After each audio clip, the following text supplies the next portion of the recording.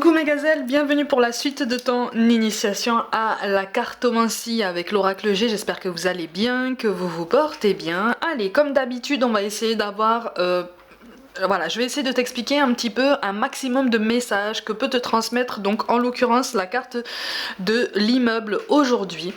Comme d'habitude, je te précise que on n'est pas sur une liste exhaustive ni approfondie dans le sens où tu le voudrais, hein, puisque tout dépend après du praticien à qui tu t'adresses, de ses compétences, de ses capacités, et puis surtout de sa façon de lire les cartes et sa façon de recevoir des messages, si il ou elle reçoit des messages de façon plus subtile comme moi, par des capacités de médiumnité, ok ? Donc on laisse infuser, ça va pouvoir te donner une idée un petit peu plus complète de ce qui peut être mentionné dans des livrets d'explication. C'est pour ça que je te précise que tous les messages que là je te transmets vont volontairement s'éloigner du livret d'explication, parce que je trouve que les livrets sont un peu trop étriqués, et puis de toute façon moi je les lis jamais. Voilà, je les lis jamais. Le tout c'est de pratiquer en ayant conscience quand tu pratiques la cartomancie avec sérieux, que tu travailles avec des énergies invisibles, d'accord? Ça n'est pas un jeu, ça n'est pas du tourisme, ça n'est pas un hobby comme ça, c'est quelque chose de très sérieux, quelque chose qui doit vraiment être pris au sérieux. J'insiste beaucoup sur ça, ok? Ceci étant dit, on va se pencher donc sur la carte de l'immeuble. Carte de l'immeuble qui peut être un petit peu... qui peut te sembler comme ça un petit peu contradictoire suivant les personnes à qui tu t'adresses, suivant les questions traitées, suivant l'orientation des réponses, des messages qui te sont transmis d'une personne à une autre. C'est une carte qui peut faire basculer le message dans un sens comme dans l'autre, ok ? Bon, alors si tu te poses des questions sur toi, par exemple sur ton orientation professionnelle, que tu as la carte de l'immeuble là, on pourrait te parler d'un métier, on pourrait t'orienter en fait sur des métiers, on pourrait orienter tes recherches sur des métiers tournés vers le public, tournés vers... alors ça peut être purement et simplement des métiers de la construction, du BTP, on va se le dire. D'un point de vue plus général, on te parle de quelque chose qui est vraiment ouvert à un public. Donc peut-être avec une capacité d'éloquence que tu as peut-être déjà acquise ou qu'on t'encourage à apprendre, une capacité d'encadrement, de leadership, une capacité à faire bouger en fait un groupe en fait, ça peut être un groupe classe, ça peut être une équipe, ça peut être des capacités à entretenir la cohésion justement entre des personnes. Il peut être aussi question d'un projet associatif qui te trotte peut-être dans la tête, ou pour lequel tu vas prendre des responsabilités, encore une fois, des responsabilités d'encadrement pour mener des troupes en fait, pour mener des projets. Alors ça peut aussi parler d'une capacité ou d'une compétence à venir pour toi en fait, d'avoir la décision, le pouvoir de décision ou de choix final en fait, le pouvoir d'avoir le dernier mot par rapport à quelque chose qui concerne encore une fois tout un groupe, ok? Quand cette carte tombe à l'envers, à contrario, ça peut te parler de métiers qui sont complètement coupés du public, qui sont complètement coupés de la masse, des métiers forts en autonomie, en indépendance, voire même pour certains en silence, en concentration, des choses qui demandent beaucoup d'attention, ok ? Beaucoup d'énergie, et qui nécessitent vraiment l'obligation de se séparer du monde pour pouvoir vraiment être à son plein potentiel de concentration et d'efficacité, ok ?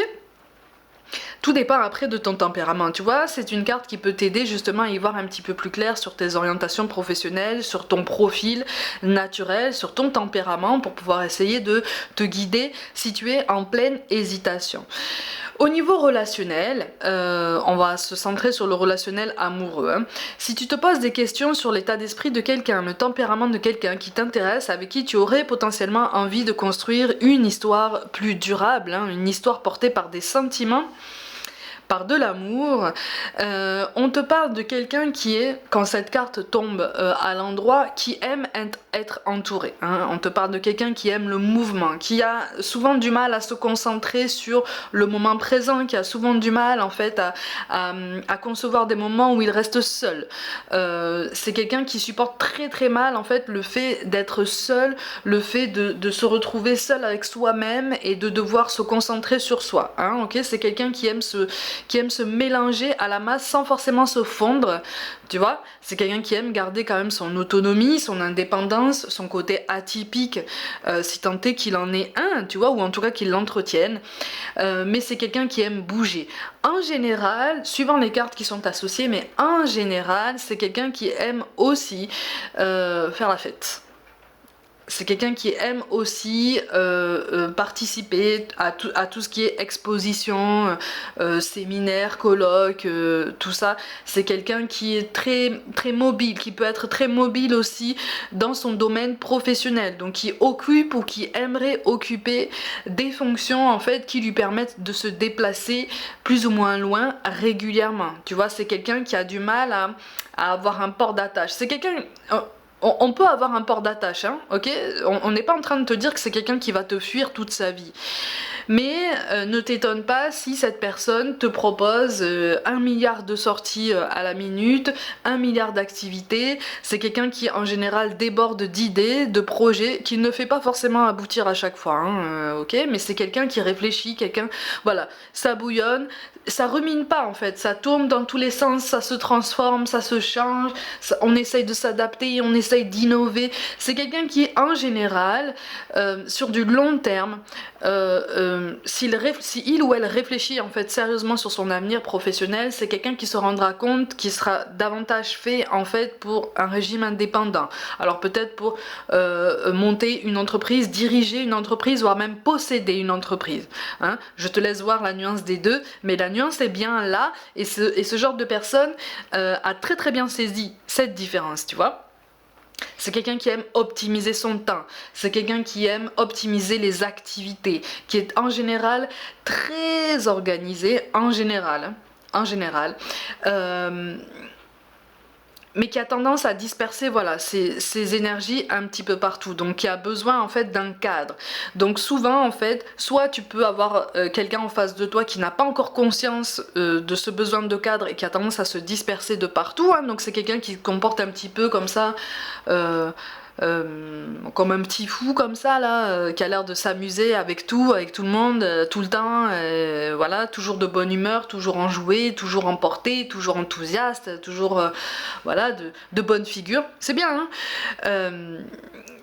Avec le temps, c'est quelqu'un qui se rend compte, s'il réfléchit sur lui-même ou sur elle-même, qu'il a besoin de cadre, qu'il a besoin de discipline aussi pour pouvoir justement par après se donner toute cette fantaisie, toute cette liberté. Ok? Si tu veux, en général, quand tu as cette carte-là, suivant les cartes qui tombent autour, suivant les messages, moi j'ai souvent ce ressenti en fait d'une personne qui est restée quelque part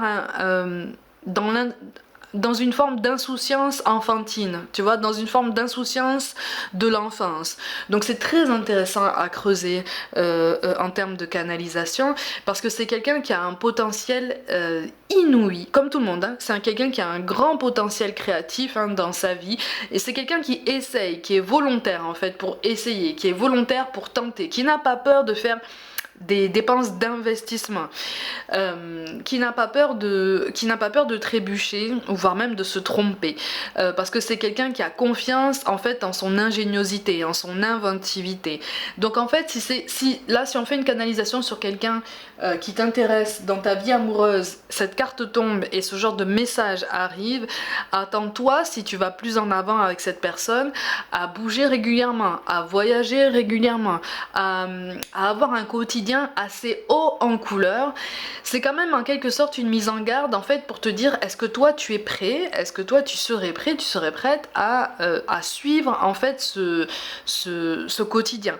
Ça peut être épuisant si tu n'en as pas l'habitude, ça peut être épuisant si tu te rends compte que ça n'est pas ce dont tu as envie, ni ce dont tu as besoin.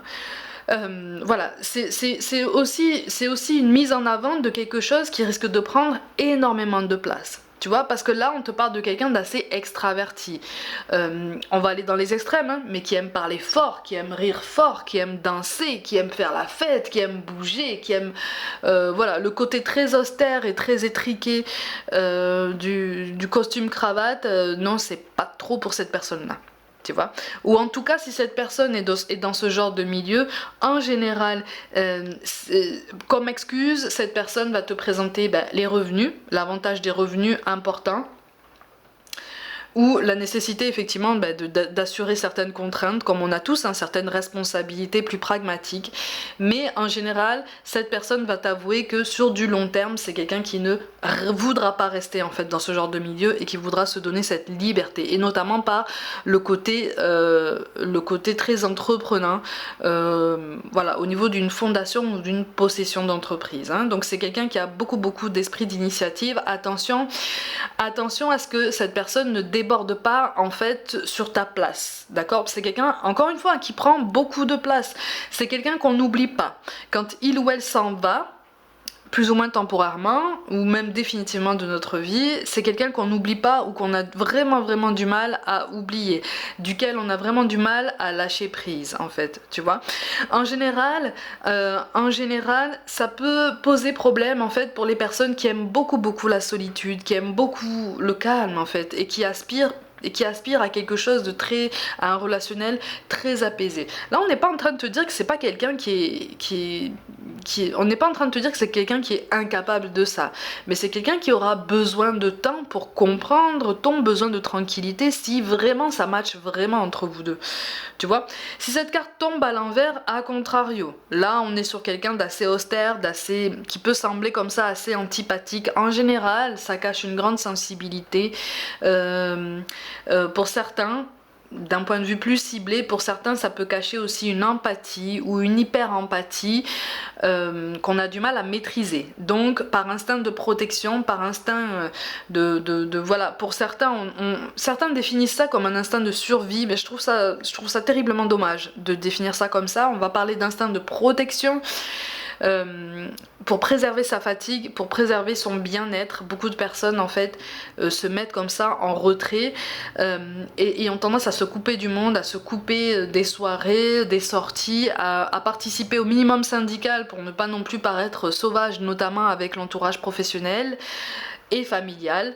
Mais voilà, en général on te parle, si cette carte tombe retournée, donc à l'envers, on te parle de quelqu'un qui en général n'a pas forcément beaucoup d'amis, ou qui a des difficultés à se lier d'amitié avec beaucoup de personnes, qui d'un premier abord aussi peut te sembler un petit peu désabusé, un petit peu...